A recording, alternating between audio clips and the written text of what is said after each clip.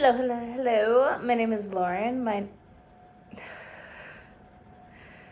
don't know why I was gonna say my name is Lauren again. I'm your resident intuitive baddie, and I'm back here with a message for you. I'm on some shit. So I've definitely talked about divine timing. I think that's one of those themes on my channel where it comes up a lot. But yesterday I had one of those experiences where you're just like, oh shit, I wasn't expecting this, but this makes complete sense as to why it's happening now. So for context, I guess, I ended up having a conversation with my ex that I wasn't expecting to have. It and not even that, it was more so I didn't expect that I needed it. Without getting too into details, basically, our daughter had some medical stuff, so we ended up taking her to a doctor's appointment together. And then on the way back, I guess either I said something where he could feel my disdain, or I made a face where he could read my disdain, type of thing. So it was one of those things where like he was feeling, I'm gonna say judged. I don't think that's the word, but we're gonna go with judged because it's close enough. So I remember I was like, okay, you know what? Actually, I do think that there's something that I need to address. And it was a lot of stuff from our relationship, and a lot of the ways that I felt that I hadn't gotten to express, or things that I had figured that I processed, but I guess I more so intellectualized it. And this is what this video is going to be about, because I've made a short video on this where I was just like, where I said, your feelings want to be felt, not intellectualized. And it comes from experience, because I think I am a professional internalizer. I have a Virgo moon, so, and I'm also a Gemini rising, so very analytical, very much a lot in my head when it comes to a lot of things. And I think for myself, I think I get into a lot, I've gotten into a lot of situations where I wasn't necessarily able to express myself or how I felt to the other person, or it was one of those things where it was delayed. So this has come up multiple times, when my dance family kind of broke up, when I had a falling out with one of my closest friends, with this separation, because I was trying to be respectful of my ex's space, and like, especially because I was the one, oh my god, when did this come off? Sorry. I was the one that initiated the breakup, so I was just waiting for him to be ready to talk about it. And it wasn't one of those things where he was actually just ready to talk about it. It ended up just coming up. And so I guess there's two things that kind of come up from that. One is, divine timing is always at play. Meaning, if you've ever felt stuck, or you've ever felt like you couldn't move through an emotion because maybe it involves another person, and you think that the only way to process it is by speaking to that person, it's one of those things where you just have to learn to feel the emotions you're feeling, and then trust that at some point you will get to express yourself. Because for myself, in most of the situations that I was in, aside from aside from my ex, because we got a kid, so there's no escaping each other. Like, it was bound to happen eventually. But with the other situations that I had, I didn't truly get that. I didn't truly get a chance to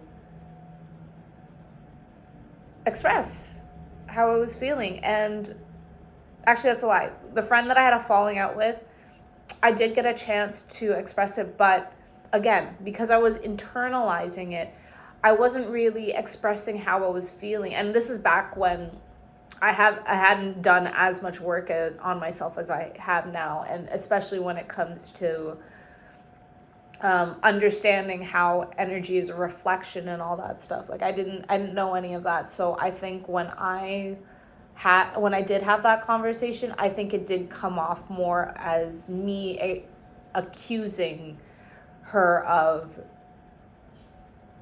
whatever happened, rather than recounting just how she made me feel, And it raised the question for me, as somebody who typically intellectualizes my feelings, how does one go about feeling your feelings when it's tied to another person? And so I looked into some stuff, and it's way simpler than you'd think, because I think where a lot of people get trapped is that we feel like expressing our emotions is understanding them, is speaking them out loud and acknowledging them. It is, which it is, but I've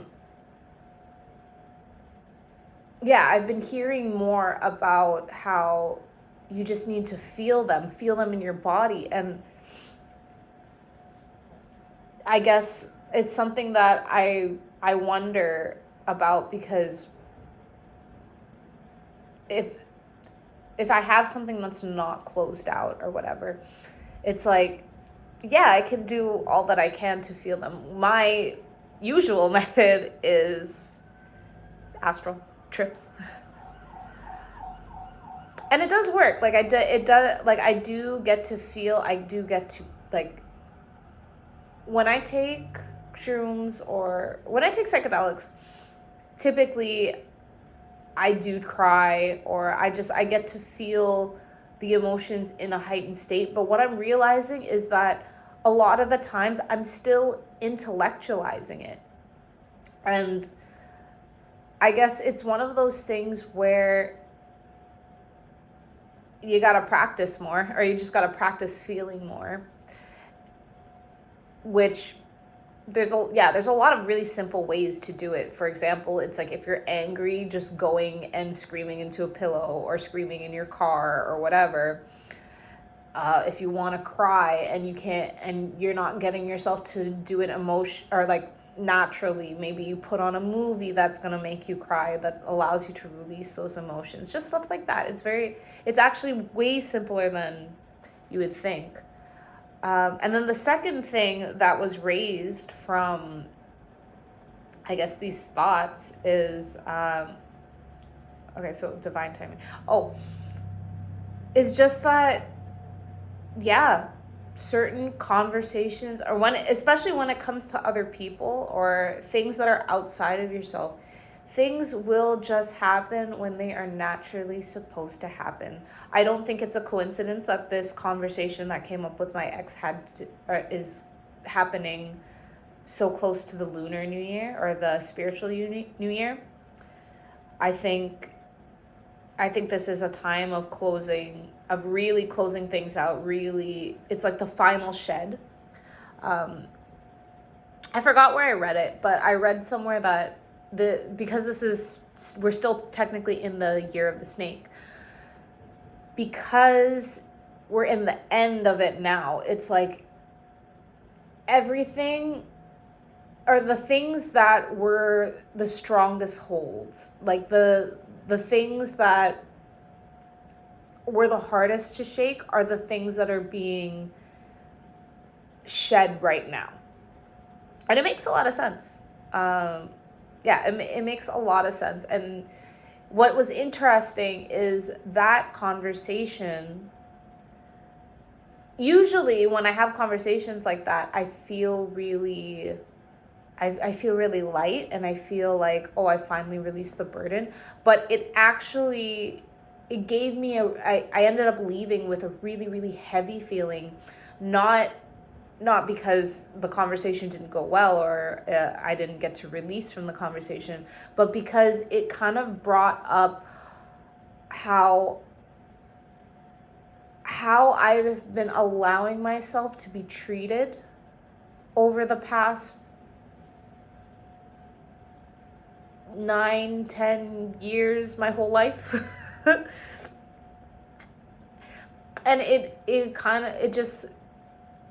shifted something in me.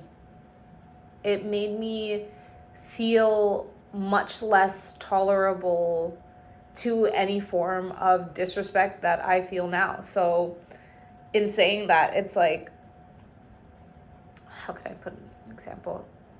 Okay, so say, for example, the friend that I had that falling out with, it's like,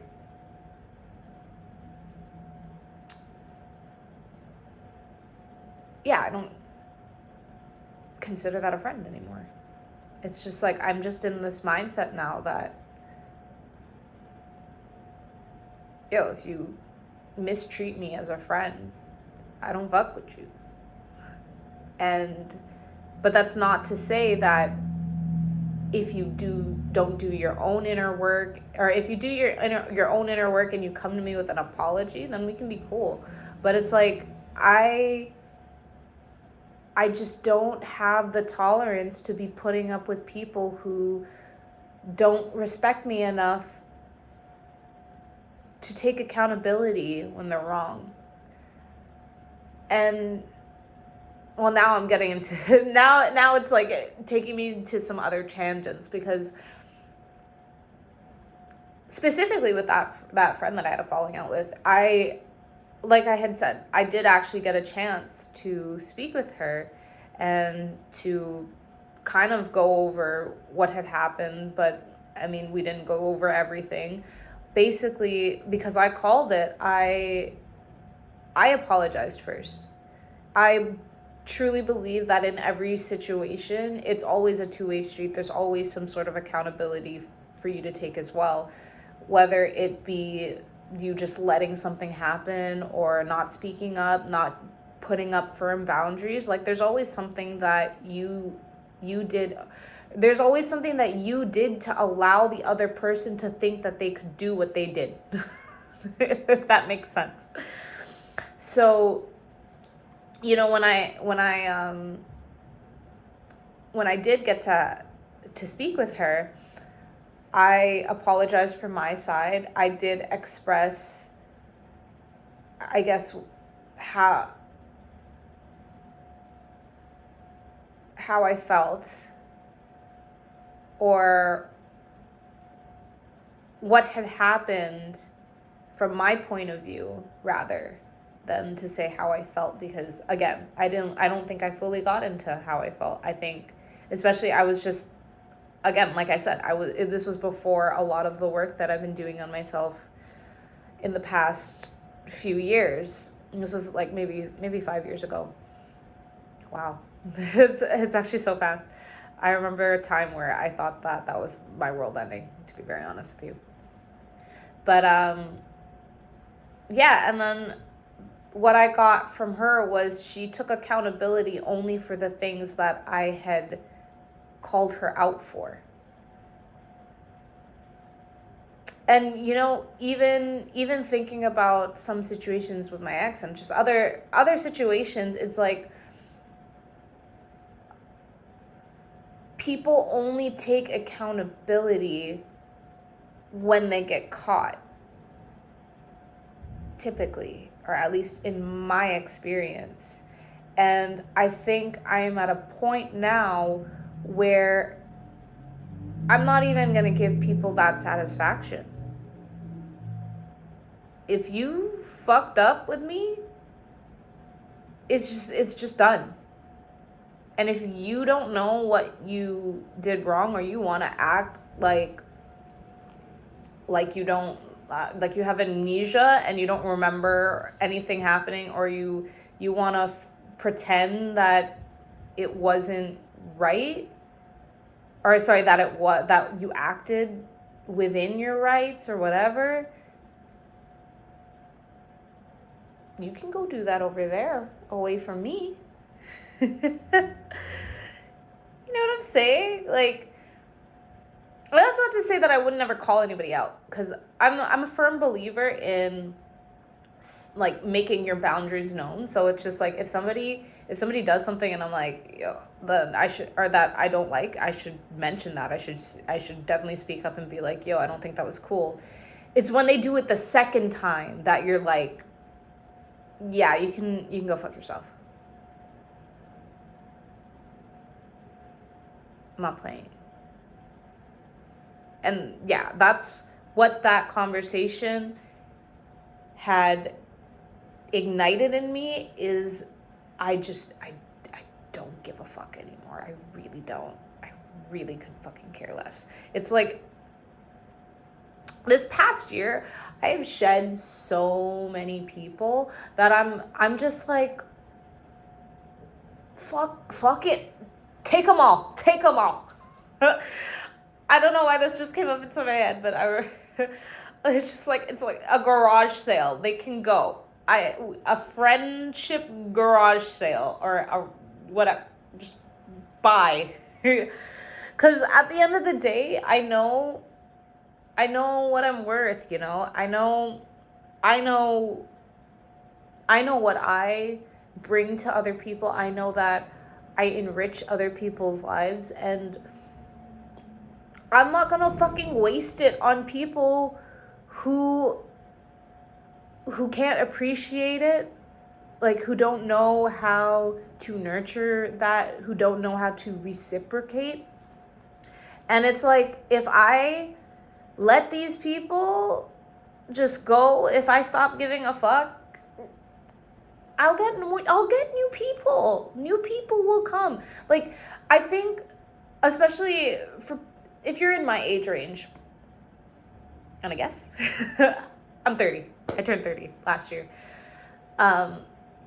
It sometimes feels like you can't make friends, or it's like, it feels like when you go out, sometimes it just feels like everybody has their own groups already. Like, it's just hard to assimilate or feel like you can be chosen to be in a new friends group or whatever, or it just feels like effort. And I mean, that's always how it's felt like for me, is that like making friends just has always felt like effort. And so whenever I would find a group of friends, or like group of people that I clicked with, in my mind, that shit was forever. Right now, I'm like thinking about my dance family. Like, I thought that shit was forever. I thought these people were ride or die. They literally said to infinity. I'm speaking specifically about my mentors in that family. To infinity. Where the fuck are these people now? Couldn't fucking tell you. But the point is, and I had this epiphany sometime over the summer, is just that, yeah, I've lived 30 years, and there were friendships that I had that were decades long that felt really hard to replace. But at the same time, it's like, how many new people am I gonna meet within the next 30 years of my life? How many people have I met already? And, you know, I know so many people who had friends, and then had long-standing friendships that fell out, and then they found their tribe, their soul people, like their people. They found their people after the fact. And I'm thinking about this one person I used to dance with.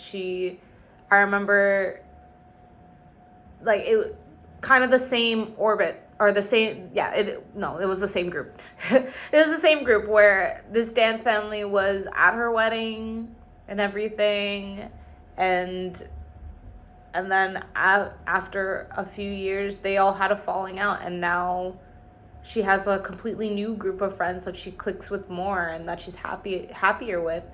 But, and this is the funny thing, because I thought this for my wedding too, is that now I look back at those pictures, I don't really look back at these pictures, but thinking back to those pictures, right? And it's like, if I, like, imagining that put in a scenario where I'd still be with my ex. It's like, every time I look at those photos, there's just a whole fucking bunch of people who are not in my life anymore. And it's funny because I had this notion when I was getting married and when I was planning my wedding and we were doing the guest list, that I wanted the people who I knew were going to be in my life forever. But you really can't know that. Like, you really don't. You never know what's going to happen. And it's like, there were so many people at my wedding, man. There were so many people who the fuck was there when we got separated. You want to know how many people reached out to me after? Not many. Not many. You can probably count on one hand. One hand. I had 200 people at my wedding. That's a separate video. I do want to start making videos that are specifically tips for weddings, and mainly, but I'm thinking about whether I'm going to make this a separate channel or not, because I do want that to be more tied to my business, my wedding planning business. So if you are getting married and you want help with the stress of planning, in the sense of your mindset, like, what I talk about here and what I'm passionate about is shadow work and just a lot of self-work, self-reflection. So the way that translates into my wedding business is, I don't just want to plan weddings. I want to also help you prepare for all the stresses that come with it, with all the outside energies, because there is so much that emotionally, energetically just bogs you down up until the wedding. And then even on the wedding day, it's a lot of emotions. And, you don't really hear about people actually taking that in or processing it. And I feel like that's why so many people have disdain towards the planning process, is it feels overwhelming, not just because there's so many tasks, but again, there's just so many energies involved. And especially if you don't have strong boundaries, if you are a people pleaser, like, this is hard, and it takes so much away from what this day is actually supposed to be for, which is union with a partner that you think you're going to be with for life. And I say think because obviously that is what I thought. And I'm learning that you can't always just be in your head. You gotta feel things in your body, and you can't ignore what you feel in your body. This took a turn. This message took a turn. But I mean, it's kind of full circle at the same time too, because I mean, in the beginning I was talking about how I have been intellectualizing a lot of my thoughts and not feeling them, or thinking that I had felt them but mistaken it for intellectualizing them. And you need a bit of both. You need to be able to understand where they came from, why they're there, but to really release them, you just need to feel them. You need to acknowledge them. You need to let them know that you see them there. And if by the grace of the divine, you get a chance to actually express them to the other person, if another person is involved, again, like allow the universe to let that happen when it's supposed to. And that's something that's easier said than done, because I mean, I go through this all the time, where I go through something, and especially when you have a situation that has happened prior that's similar, you think you're going to know how to deal with it, and emotions are going to catch you off guard. They just do. But practice makes perfect. So the more that you